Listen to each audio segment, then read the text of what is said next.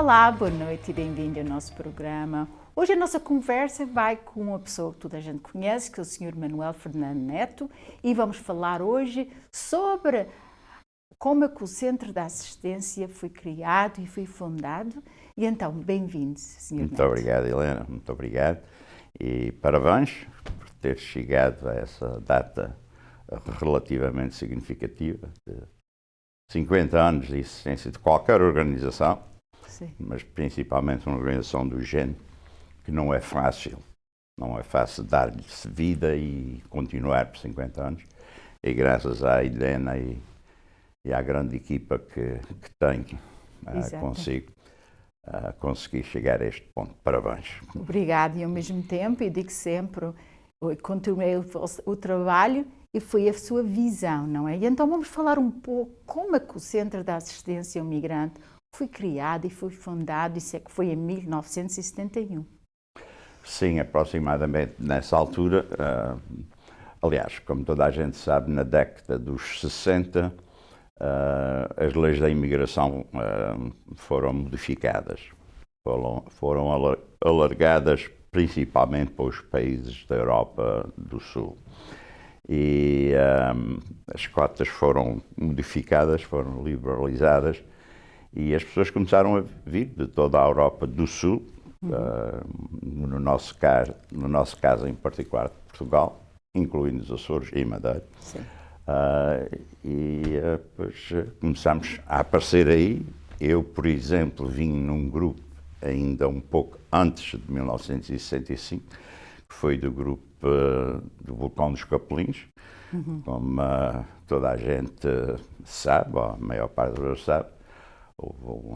Apareceu de repente em 1957 um vulcão na Ilha do Faial, numa zona chamada Capelinhos, e devido a isso houve um projeto de lei especial que trouxe um grupo de aproximadamente 2.000 famílias, pronto, em 59, 60 começámos a aparecer aqui em New Bedford. Depois, com as novas leis em 65, aí a partir nos fins da década dos 60, a princípio de 70, começámos a dominar todas as áreas na Nova Inglaterra, e em particular em cidades e lugares como New Bedford, Fall River, East Province, Boston, etc. E daí, pois, os problemas começam a aparecer, as pessoas começam a ter necessidade de quem os guie, quem os aconselhe, aquele período de integração que todos nós passamos. Uns precisam de mais tempo, outros precisam de menos, depende das capacidades e oportunidades de cada um. Pois nessa altura já existia nesta zona, já existia um projeto, um programa para assistência, não era bem imigrantes, era mais para trabalhadores sazonais, trabalhadores que é o chamado migrante. Trabalhadores de estação de verão, primavera, verão, principalmente para a indústria de cranberry, aqui nesta zona. Este projeto este programa chamava-se Migrant Educational Project. Era um projeto precisamente para apoiar, para auxiliar, para conduzir as pessoas em relação aos problemas que tinham. Mas esse programa, com a diminuição do número de trabalhadores dessa indústria, evidentemente, como pode-se compreender, com a entrada de muitos imigrantes, a necessidade dos migrantes foi diminuindo, porque havia mão de obra e restava, porque os números eram grandes. E nessa altura, depois, como o programa, o Migrant, não continuou, porque já não estava dentro das leis abrangentes na altura em relação a esse programa, criou-se o Centro de Assistência Imigrante, que felizmente, como nós sabemos, já chegou a este ponto. E como disse, graças à Helena, que já são quase, 40 e tal anos. Eu já estou lá há 36, já 36 anos, eu comecei quando tinha 23 anos. E os meus pais também vieram, foi em 71. Foi na altura que eu cheguei. Nessa altura.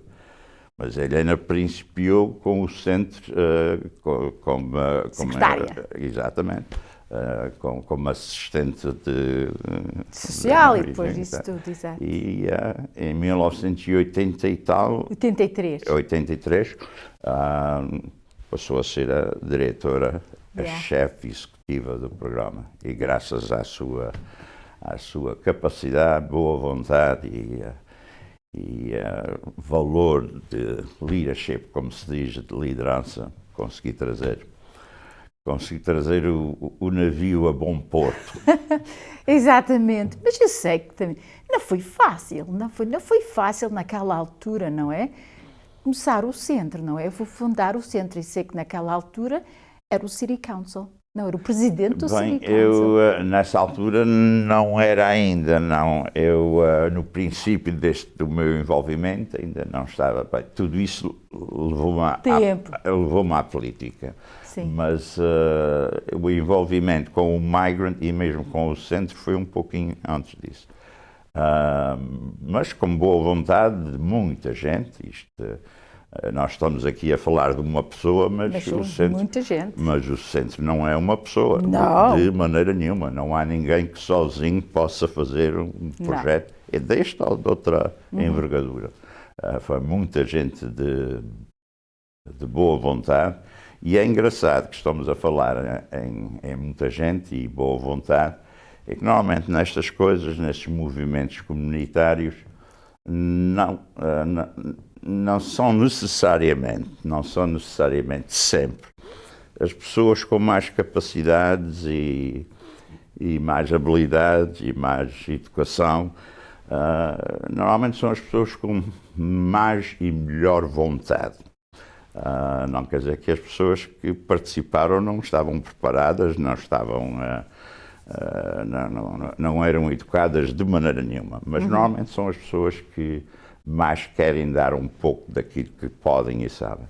E foi isso que se deu, apareceram os voluntários como sempre, e até se me permite, eu gostaria de mencionar alguns destes voluntários.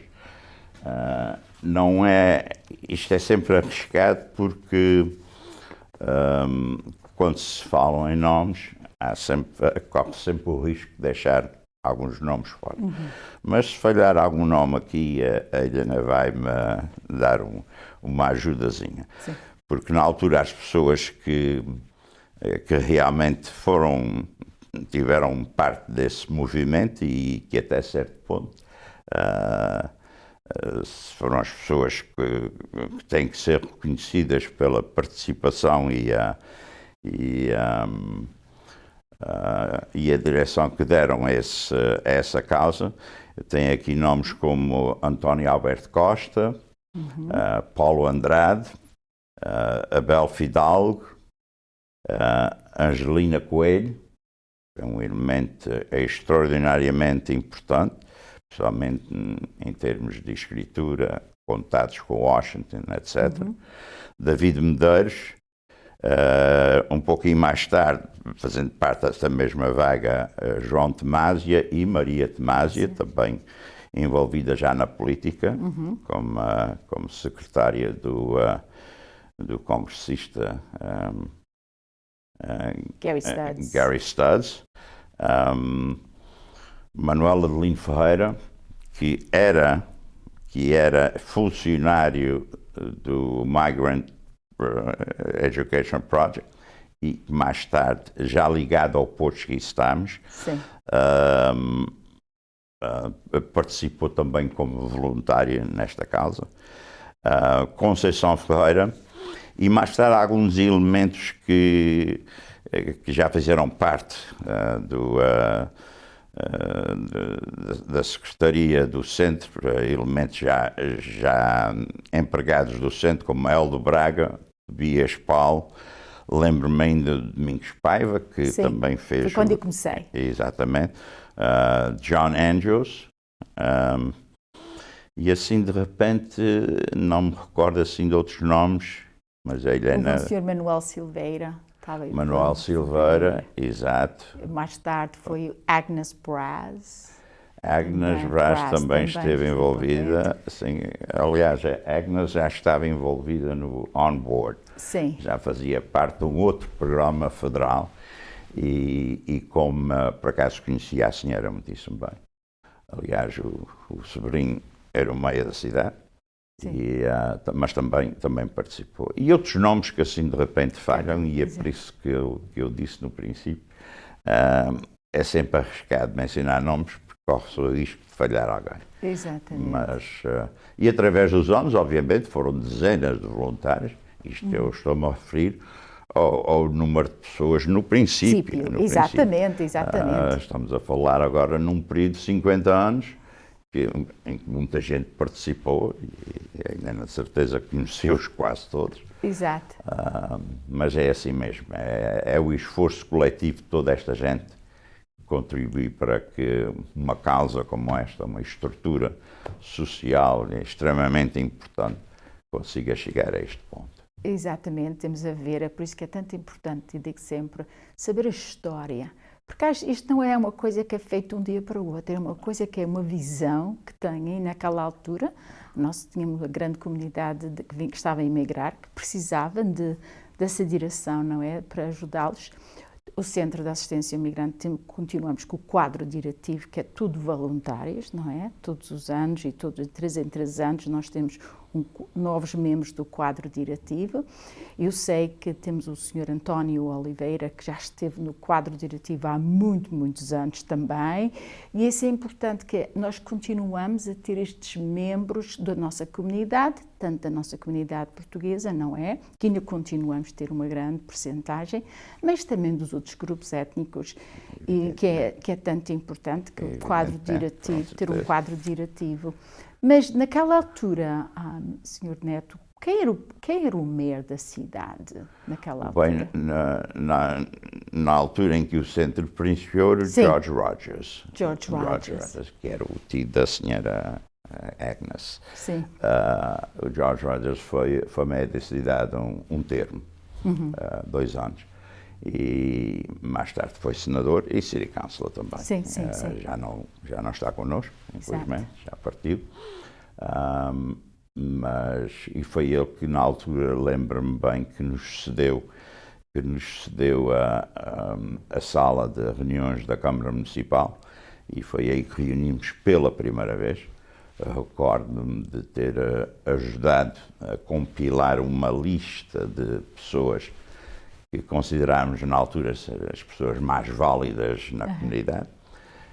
Convidámos toda a gente que na altura nos veio à mente, e o City Hall, ou seja, a Câmara das Reuniões do City Council, estavam completamente cheias.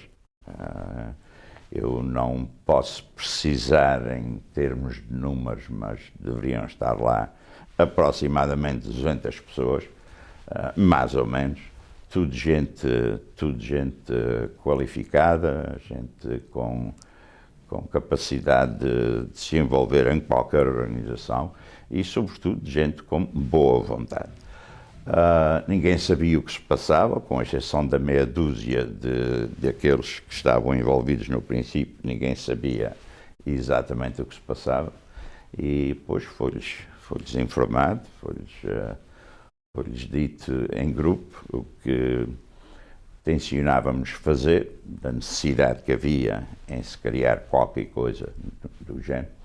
Só que, como tudo na vida, na próxima reunião só metade apareceu, não é? Porque a outra metade já sabia o que era, mas metade já não é um número, 50% em qualquer movimento desse género, já não é nada mau, não é nada mau. E depois, a partir daí, criaram-se o estatuto, os chamados bylaws. Depois houve logo uma tentativa de início de irmos atrás, passo o termo, de fundos federais para principiar a coisa.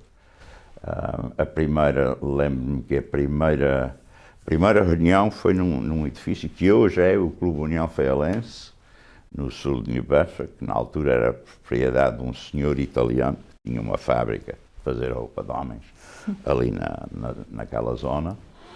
Mais tarde, quando o centro já criado, já formalizado, reunimos havia um edifício ali no Tallman Street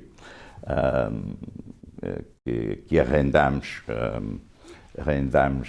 por algumas semanas, talvez meses, e depois cederam-nos espaço na Igreja de Nossa Senhora da Conceição, no norte.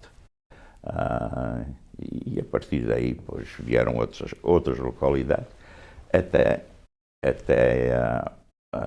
acontecer, até ter havido a oportunidade de se obter o edifício onde existimos hoje. Na altura apareceram uns dinheiros do Governo Federal e trabalhando em colaboração com o Presidente da Câmara, com o Meia de então, conseguimos arranjar aproximadamente $500 mil e fez-se na altura aquilo que hoje está ali, que já foi mais tarde, já foi com a liderança da Helena, já se fez muito mais coisas e o edifício está muito melhor preparado. Agora vamos ter uma breve pausa e vamos continuar a nossa conversa com o Sr. Neto. Levado até si pela South Coast Health, mais do que medicina.